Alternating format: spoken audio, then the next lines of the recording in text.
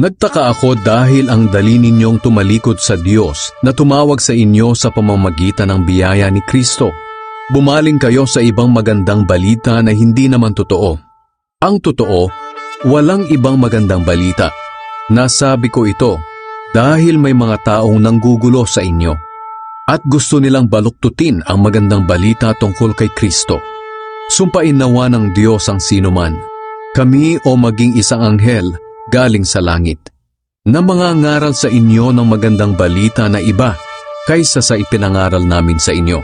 Sinabi na namin sa inyo noon at muli kong sasabihin, kung may mangangaral sa inyo ng magandang balita na iba kaysa sa tinanggap ninyo, sumpain siya ng Diyos. Huwag ninyong isipin na ang nais ko ay malugod sa akin ang tao. Hindi, ang nais ko ay malugod sa akin ang Diyos.